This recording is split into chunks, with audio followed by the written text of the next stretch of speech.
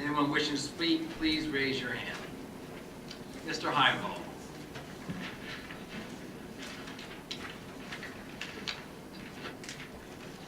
Good evening, Pete Highball, Morningstar Court. Good evening. A few agenda item questions. First, resolution 1803077. We're putting out bids for two contractors. Who are the incumbent auctioneer and tax appeal counsel? Special Tax Appeal Counsel was the law firm. No? We did not have that. This is a new position. All right. So we had Mr. Long. That was just a one-time thing on the resolution. Okay, so it's new. And who's our current real estate property auctioneer? Is this new as well? This is new as well. Okay. Those are new, no incumbents. Hiring two new contracts. Okay. What's the need for a contracted auctioneer where there wasn't one before? Mr. Cars. Because township owns various parcels of land, they've either had over a number of years or acquired over years through foreclosure. And the intent would be to get a broader market approach to putting them up for sale and therefore bringing in revenue.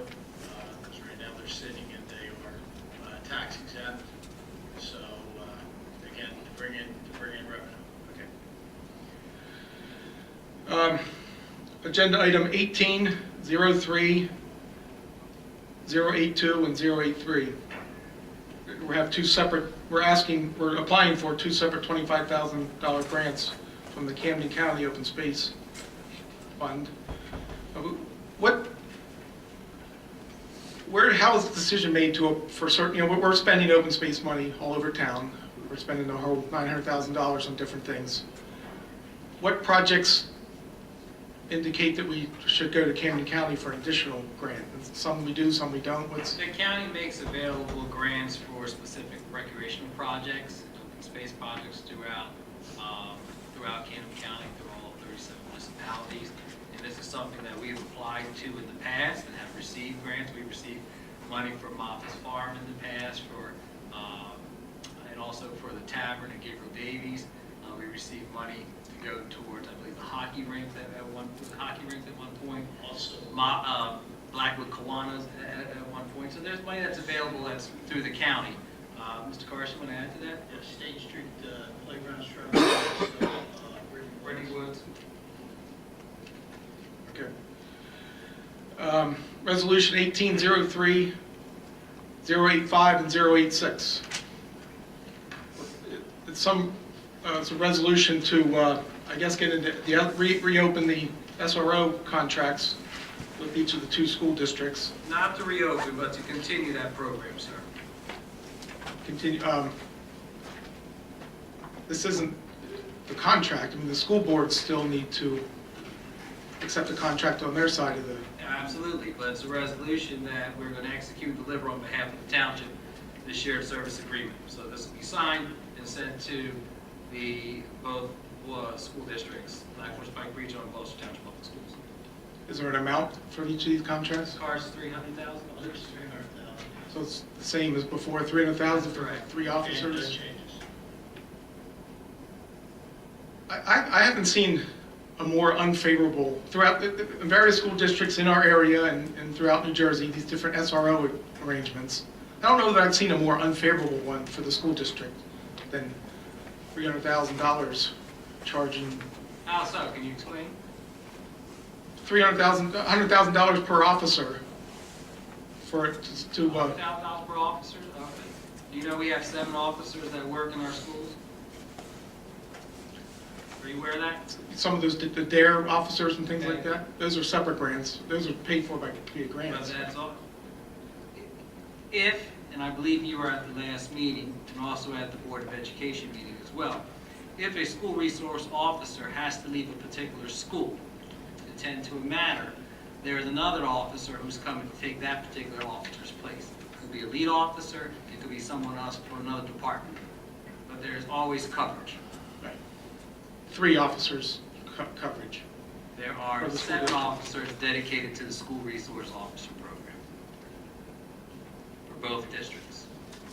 Some of those 7 are under different programs in this contract. So There are 7 officers, Mr. Heim. I don't know why, there's 7 officers.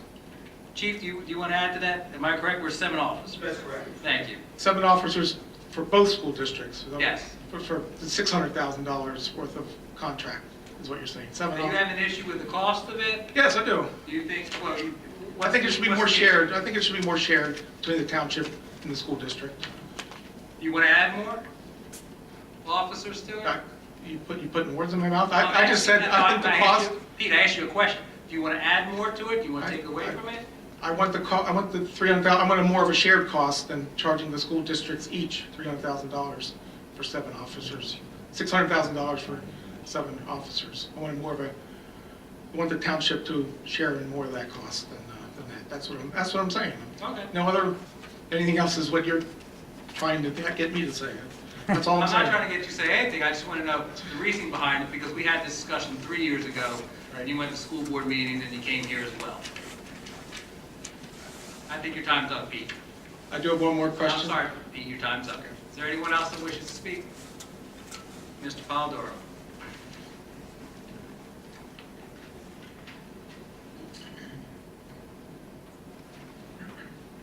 Good evening, Council. Ray Polidoro from the historic village of Ariel, as always. Just a quick question regarding the budget. And Tom, you and I just briefly spoke on that. With the recent round of nor'easters and light snow and not so light snow, given the amount of snow removal that we've needed in the latter part of this year, does it look like it's going to affect where the budget goes? Increase, did the surplus that we're holding cover enough of that snow removal, or are we looking at maybe an increase coming about? I believe that the amount that's appropriated in this budget under streets and roads, other expenses, is adequate to cover the cost of the storms. Okay. And again, compliments to you and Public Works, especially in the last storm. Absolutely magnificent job from what we could see. Thank you. Thank you. Is there anyone else? Mr. Heimbaugh. Pete Einbaum, Morningstar Court, one additional agenda-related question. Resolution 1803-087. We're looking into a Curb My Clutter program. There's no RFQ, going to be no RFQ process to select this vendor that's going to initiate this program, this pilot program. No, the program is a zero cost to the township. In fact, it represents savings to the township. Statistically speaking, it was explained to the township that 85% of the clothes that homeowners get rid of end up in the landfill at $60 per ton, which I was surprised, but that is the case. I guess others take theirs to Goodwill or I forget the other ones, the containers that are around town, in the back of various businesses. So this will provide a mechanism for people to schedule to have clothes picked up at their house. So And it's a pilot program for 12 months. So the firm is getting a benefit from this. I mean, they don't do this for this is charity. This is their for-profit business, right? They're going to make some money by picking up these goods on the curb and things like that, right? Mr. Carson. So they're getting compensation from this, and we're not putting out for RFQ. There might be other firms that also provide this type of service, whether it's cost to the township or not, but there's compensation to these firms. They're getting benefit from these, and we didn't put it out for any RFQ or anything like that. We're just giving them this benefit. Mr. Carler, are we required to go out on RFQ if we're not expending any costs? We're not expending any cost, but I think it's a unique program to my understanding, and it's a pilot program. And when we spoke with the administration, we said, well, this is a pilot program. You don't have a sense or feeling as to what success or failure the program is going to develop.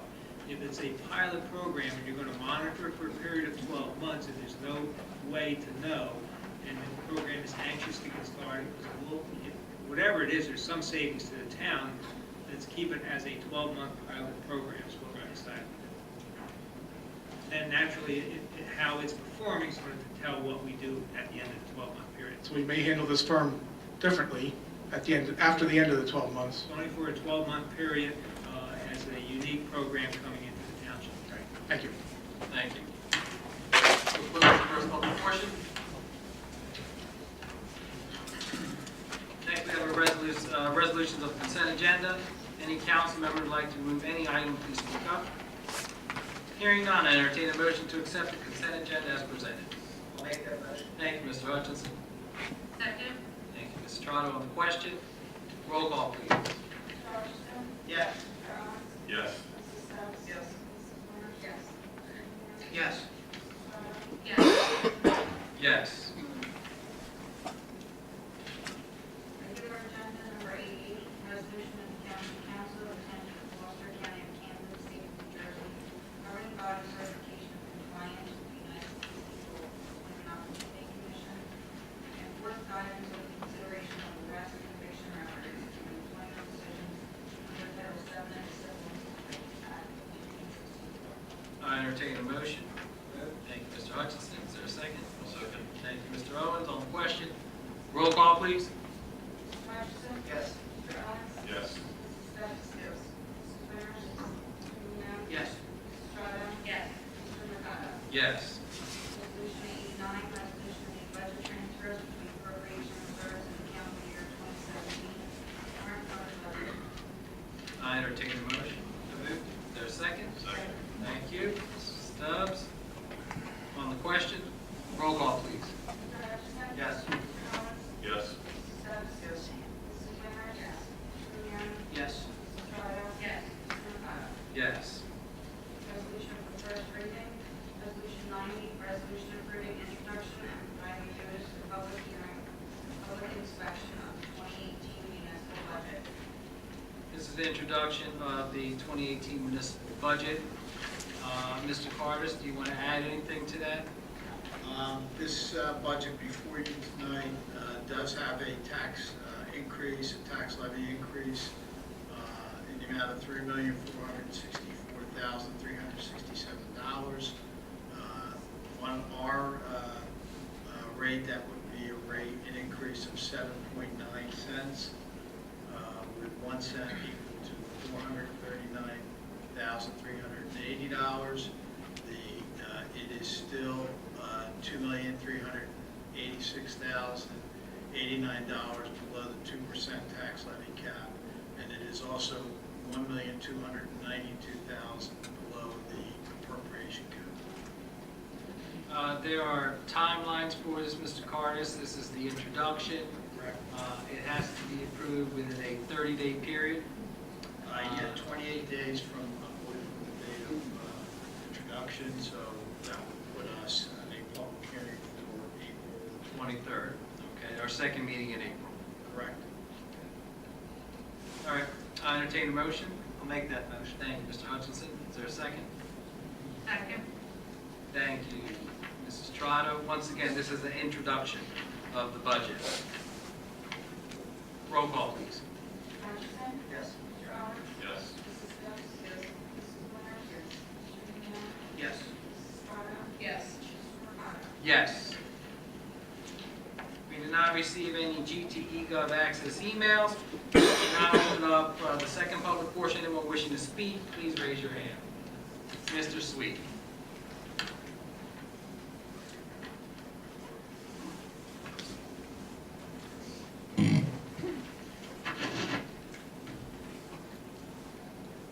Good evening, council. Sam Sweet from Ariel. Good evening. At our last council meeting, you had made the suggestion of putting something on the agenda at the workshop. Yes, How do I email you guys? Do I bring it up here? I'm putting it on the workshop agenda. The shop at Gloucester Township is on the workshop I agenda. look forward to seeing you next Monday. I will be there. Okay. How can I get a copy of the budget? I know it's just been introduced. Do I open it? It'll be online. It'll be online? Okay, tomorrow, or later this week? Okay, all right.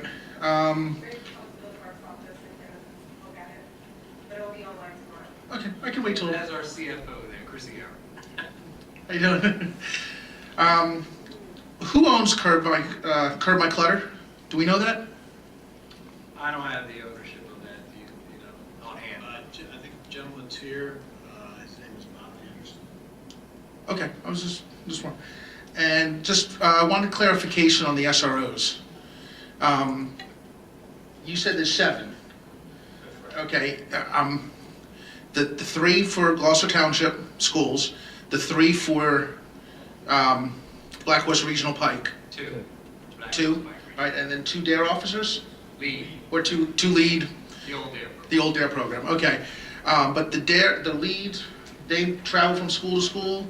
They're not in one school all day, are they? Or, like, how does that, because we have 11 schools in Gloucester Township Public Schools, correct? That's correct. So there's 3 officers and then 2 lead, that's 5. Sam, if I would, could we just talk about, I mean, ask that after the meeting rather than... no, I would direct your questions to the chief, but also, as I stated at the last meeting which you were at, when our school resource officers, what their schedule is. Administrators aren't aware of that. Mrs. Stubbs, who's the principal in our school district, is not aware whether that police officer is going to be in her building. She does have contact information, but that schedule is kept with the chief and upper management of the police department. But as far as how long they're there, where they're at, am I correct, chief? That's correct. Okay, for the record, I'm not against the SROs. I'm just trying to understand, we have 11 schools and 5 officers, so that means at any given time, theoretically, 6 schools don't have a, I mean, I know that they can get there quickly enough, but there's 6 schools that don't have a protection per se. Would that be, I'm not going to say they don't have protection. you know, there's not an SRO in the building, potentially at 6 schools. I'm not intimately involved with the deployment of our school resource officers. That is the police chief. Okay. If you want to have a sidebar conversation with the police chief, you're That's fine. more than welcome to have that. Okay, that's all I had. Thank you very much. Thank you. Mr. Polidoro. Ma'am, you had raised your hand after Mr. Polidoro. Again, Council, Ray Polidoro, Ariel. I'll also be joining you next Monday for the shop G2. Fantastic. I thought Come you'd here like- at 7:30. We missed you at 7:30 earlier. You know, people like, you know, I had marital duties. meeting starts at 7:30. You don't trump that. All right. I believe, I heard Mr. Carter say that there was some grant money for open space money, forgive me, for State Street and Brittany Woods. Yes, Did not you also, Previous year, in the previous year. previous year. okay, did not you also bond $106,000 for those 2 projects for the playground?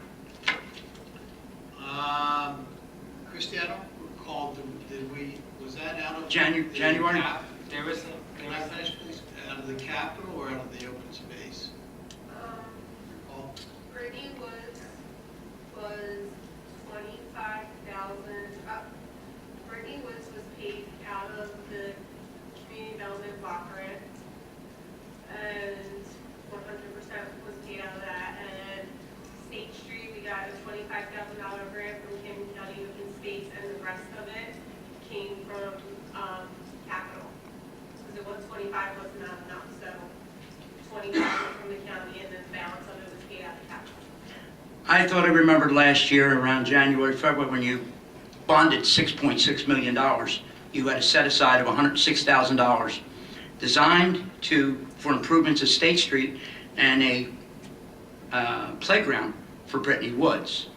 I'm hearing funding coming, if I'm hearing you correctly and remembering correctly from last year's $6.6 million bond, $106,000 was for those 2 projects, and then I hear open space. It sounds to me like doubly funded, and I don't believe all that money was spent on all that. I don't recall whether that's the case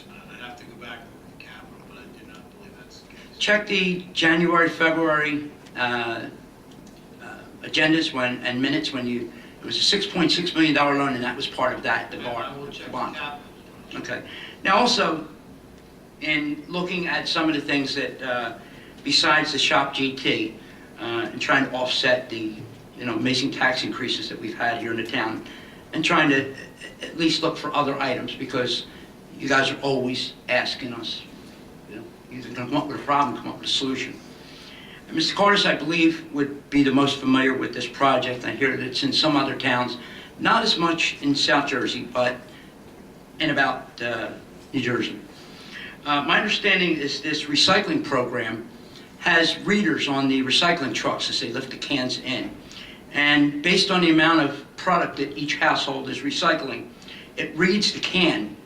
And based on the amount of weight and recycling product that is going back through whether the MUA or the township, it is measured, weighed, and there are rewards back to those for recycling in the way of gift cards and coupons to local merchants. Are you familiar with the program similar to that? My familiarity with that is that Cherry Hill had that type of program a number of years ago. They stopped doing that because the cost to operate that program exceeded the benefits of the program.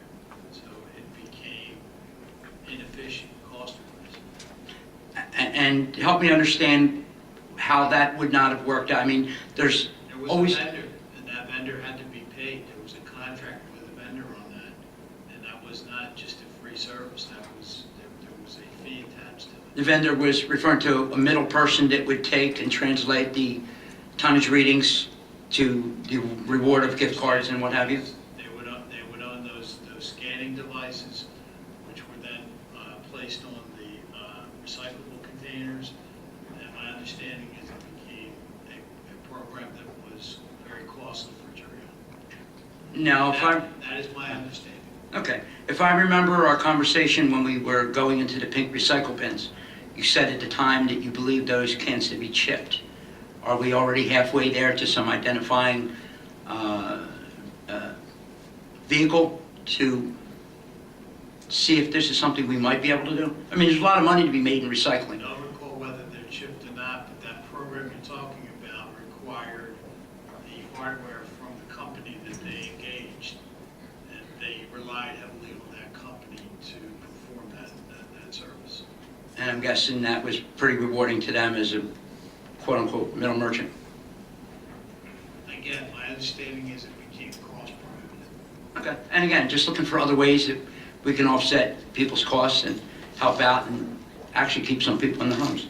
Thank you. I believe we actually met with that company early in Mayor Mayer's first term. Okay. Everyone have a wonderful and enjoyable Easter. Thank you. Miss? Good evening, Mayor and Patriciana Glen Oaks. I guess it's just a concern that I have. I just recently became aware of some development projects. One I think was Little Pond Golf Course, and now on Shoes Landing Road, which I think it's coming up for a zoning hearing tomorrow. But since I don't know that much about it, my concern is like the high density impact of these developments. The Colony, I think, has, what, 65 apartments, and now, from what I understand, there's like a request for like 80-something apartments in the land adjacent to the Colony. That's a lot. That's like 150 apartments in a pretty condensed area. So I think the township probably has a plan and how they want the township to appear or to work, and it's been a great plan. I mean, they've done a lot of great things here. They have the outlets, the parks that they're building for the kids. I just want to say that I hope that they don't take every available open space, because open space is pretty important to a lot of us, and overdevelop it. That 150 apartments on Shoes Landing Road will definitely impact the traffic. I mean, I leave every morning at 6:30, and it kind of like backs up to that light right there now. And that's that's a concern that we overdevelop, and I'm hoping that the township looks at this and helps to make a decision to use the land that's available appropriately, maybe not do such high-density development. So it's just a concern that I have. I know the meeting's tomorrow, and I will be here for that, but I'm worried about that. I left the city for that reason, to come here, and I love the openness of this township. Mary, the project across from Little Pond, that went in front of the zoning board, and that was denied. But again, How many apartments were they going to plant? I just heard about this recently. I'm looking at accounting department. I think it was, This time of I year. think it was a couple hundred, to be honest with you. That's a lot. But that's a private owner who's selling, who wants to sell that parcel of land. There is only so many things that a township can do when it's a private parcel. If it meets zoning and planning, ordinance, land use laws, that's something that as the township we have to adhere to, but it was denied by the zoning board. This particular project that you spoke about on Chief Landing Road, adjacent to the colony across from Rite Aid, that is proposed 72, of which 11 has to be designated for affordable housing. And that's And what I try to, anytime I talk about affordable housing, there are certain guidelines that when people hear affordable housing, they automatically think it's Section 8. Or they think people tend to use the words them, those, or they, those people, or those people, or them people. And I was one of those people. No. I lived in public Oh, housing for almost 8 years. absolutely, and I always tell folks that when my father died when I was 13, my mother and my two sisters and I, we would have qualified for affordable housing. We all went to graduate school or law school. People could have called us them people or those people. But there are income requirements, and when affordable housing was first set up, it addressed individuals that were police officers, or teachers, or store clerks, to provide them housing, to make that available to them. So in this particular case, there is a developer who is interested in developing that land, and I want to go into the legalese of Mr. Carlemare here, but there's a requirement because we have an agreement with Fair Share Housing that we must comply. And complying is that 11 of those 74 units have to be affordable housing. Mr. Carlemare, do you add to that? Yeah, but you know what? I don't have an issue with No. that. I just have an issue with that it's just so much in that small Again, space. that is private land. Yeah. I guess just that ordinance that you're seeing that's going through the planning board for approval has to be approved at the planning board first and then submitted to council before council can follow their recommendations or vary from their recommendations to approve it. But that particular lot is now part of the township's fair share housing plan. Initially, in July of 2015, with the Supreme Court ruling, municipalities in the state of New Jersey had a certain time to file for their third round certification. Because of the failure of the Council on Affordable Housing in the state of New Jersey adopting rules for its third round, and Gloucester Township already met its first round and second round over the course of 10 to 15 years, when they failed to meet their rules to establish a third round fair share plan, the court system stepped in, and eventually the Supreme Court of New Jersey directed that the Superior Courts will take over the designation of the rules and regulations for towns to meet their third round certification, and also to give towns protection from builders to force high density. And as long as our ordinances met the standards for affordable housing. So when we were going forward, this particular ground that you're concerned about was always part of our second round proposal and our third round proposal for senior citizen, just as the colony was. When we started our approvals for the Superior Court action we're involved in now, the owner of that ground was able to intervene in the action and requested an overlay, which means the zoning stays as it is, but there's an overlay that instead of a senior apartments, they're market apartments. So it's market rate, it's not restricted to 55 and older, provided that his plan was to allow 11 of those units to meet the affordable housing requirements. So to meet the township's all-over plan for the whole community, we have a certain number that we have to meet by 2025. 11 of those units will add to that number. I believe our number is 1,014 with approval by 2025. This plan falls into our affordable housing plan. That was why that ordinance now is making its way through the board and come back here for council. Because we have a proposed settlement agreement that Fair Share Housing Center, which is a major party in the township's declaratory action for protection of affordable housing, has agreed that this plan that we have, including these units, will have the township in compliance. That's why that's moving forward. So tomorrow, Mary, at the planning board meeting, you're going to hear the nitty-gritty about this particular resolution. There's public comment. People have been noticed that live within a 200 feet, Right. 200 feet of the property. So you can ask questions of the board there as well. Okay? Yes, I will be here tomorrow, yeah, because I am interested. I've lived in the township now 31 years. It's like half my life is here. So, and I like this township. I mean, I like the open space. I love driving down Jews Landing Road. It's just a pleasure, you know? Any more bamboo problems? No? Okay. Every year. Real still? All Every year. right, we'll talk about it another day. Okay. No. Anyone else? Mr. Sweet.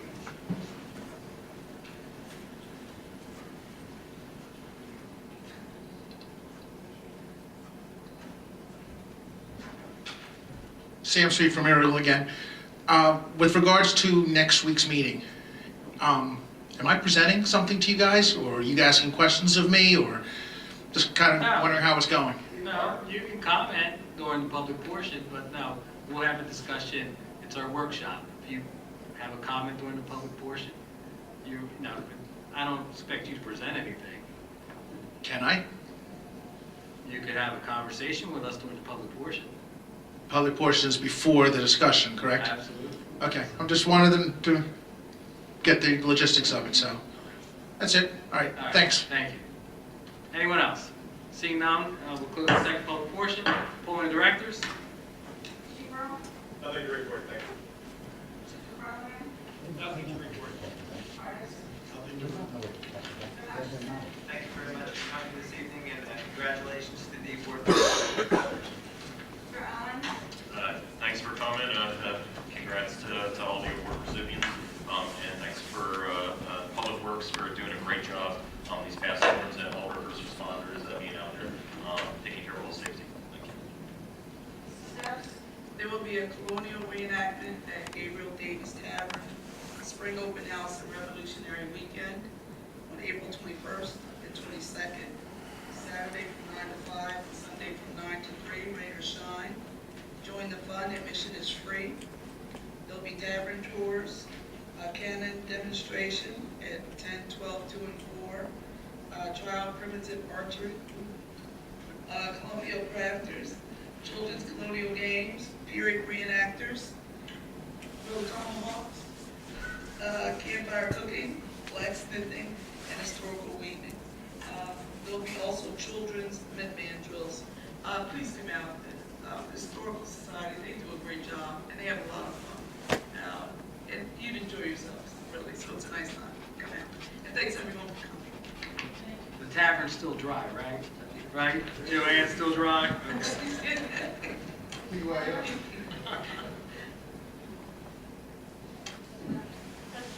Mrs. Winters? I just wanted to thank everyone for coming out. Congratulations to all the Women's Make Difference recipients. And thanks to the police and fire rescue and public works. It was a great job over the last few storms. And have a happy Easter. Thank you all for coming out. Congratulations to our 7 nominations and winners tonight of the Women That Make a Difference. And everyone have a happy Easter. I'd like to also congratulate the recipients this evening for Women Who Make a Difference, and also thank you to Public Works for an outstanding job on the snow removal, and also have a happy Easter and a happy Passover. I want to thank everyone for coming out this evening. Once again, echo my colleagues' sentiments regarding public works, police department, first responders with our snowstorms. Snowstorms in March are pretty easy, you know. You love snowstorms in March, don't you, Tom? It goes away quickly, okay? So thank you very much. Congratulations to our honorees. And also thank you for the Women's History Month Committee, Dorset Kelly and Emmy Keating for helping put that program together. And also for Emily Hickens singing this evening. With that, have a great Easter and Passover. I entertain the motion to adjourn. Second. Second, thank you all in favor. Thank you, everybody.